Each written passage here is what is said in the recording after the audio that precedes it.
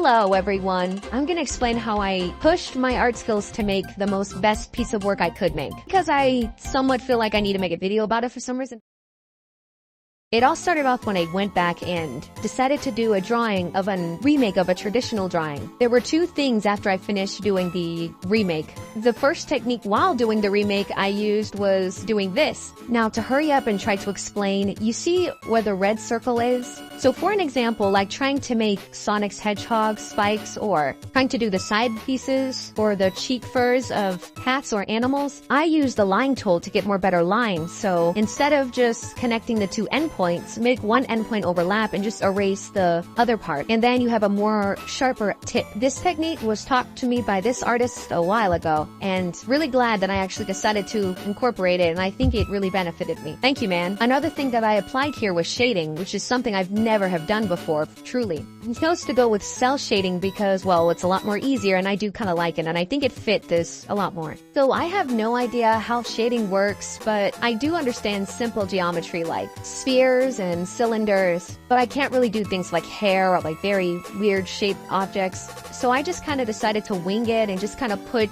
shadows where I thought they should be, and then like try my best at the same time to add them like everywhere they could possibly be. The reason why I never did shading was because I thought I had to be like very accurate to make it look good, but actually no, all I did was just really winged it. But if I didn't understand how realistic it was supposed to look, then I just kind of left it alone or just tried to make it a similar shape to the object in front of it for the shadow. And then yeah, there we go. And here's a time lapse.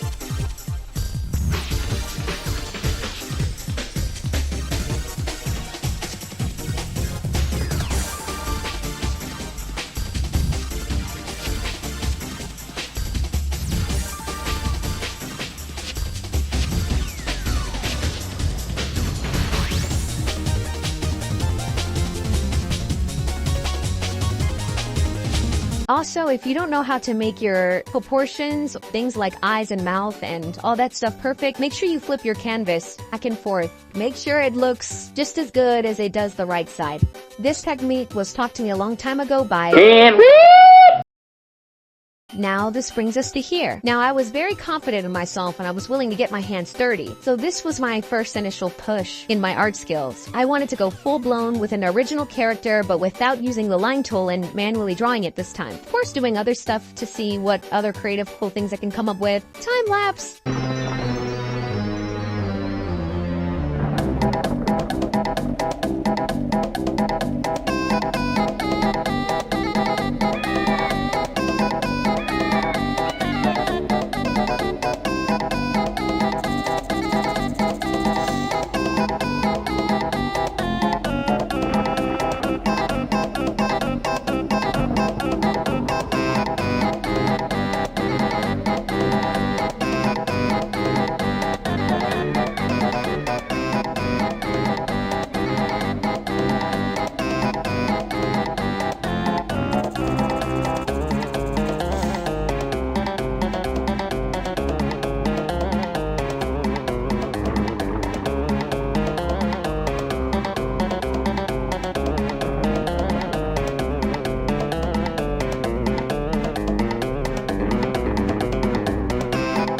And after that, I went and tried to test out filters for the first time and like really do something with it. And I ended up coming up with this.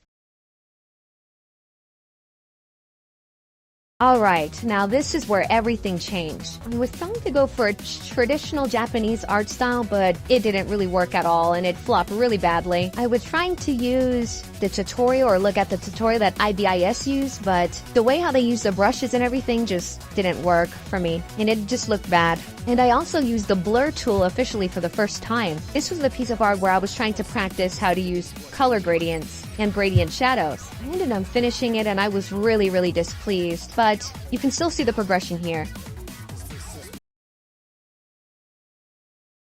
So after creating that piece, I was like, no. I'm gonna start off with something entirely new, and I'm gonna push all the way forward. And so I was pretty confident. I think I understood shading, at least to the simplistic sake, and I knew hopefully that would be enough. Not only that, but I think I understood a good concept of the whole color matching and blending and all that. So I had an idea that clicked into my mind that I thought would be great for a character design. Of course, unfortunately, it was another cat, but I decided to do it anyway because I told myself I would come back to that weird wolf girl. So I prayed to Yahweh and hoped that it was in his will, and I started. So first was the sketch. So here I was trying really hard to make sure that the face and head looked good. I was really working with the eyelashes and working on how the eyes should look like. The mouth piece was very difficult.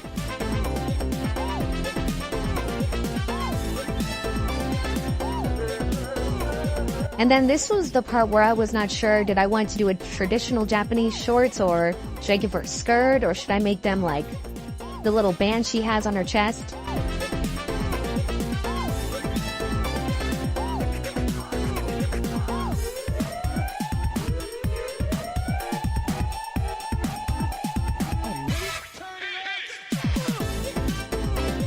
I was kind of trying to make it look like a little bit more primitive style, so I kind of went with the shorts instead of a dress. Still feel like I should have went with the little Japanese shorts that she had at the first time.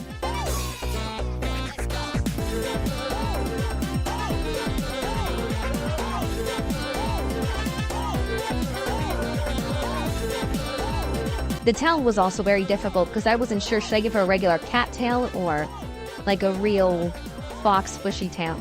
Now with the hands, I really had to take my time with them. Like I really had to shape them and mold them, which was not fun.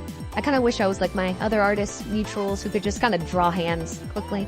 It was really fun trying to figure out what piercing should work on her and all that good stuff. This was the first time you could see there with the ear piercings on her, I guess, left. I saw some other artists do it before and I wanted to try to do it for the first time. Now I guess now I was doing the line art and oh my freaking goodness.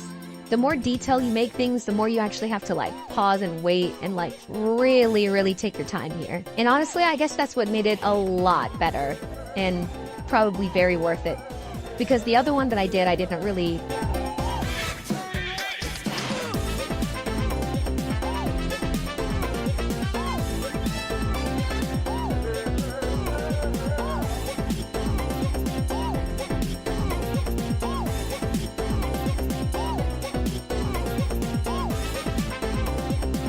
So even the little small details, like the little rips on her shorts or something, I had to take into consideration.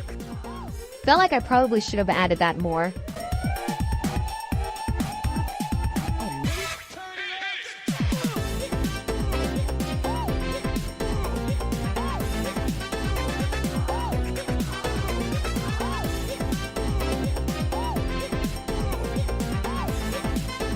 So now I'm adding, getting ready for the coloring part. Now, when I first was getting to the coloring part, I was like, wait, what should I even make her colors be? What should I do? So I went and did this cat breed I looked up. I forgot the name, and I thought it worked because I wanted her main colors to be like pink, and it just ended up being purple anyway.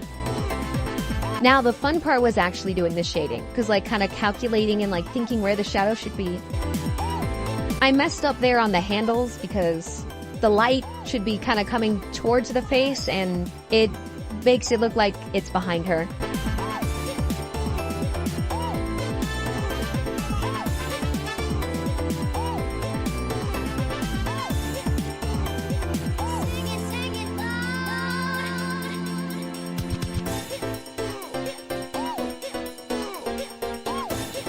And that's me using the old style I did from the last failed attempt I did that I thought really worked.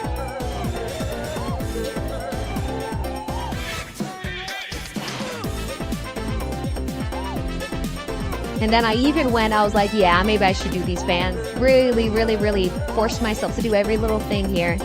And yeah, there you go.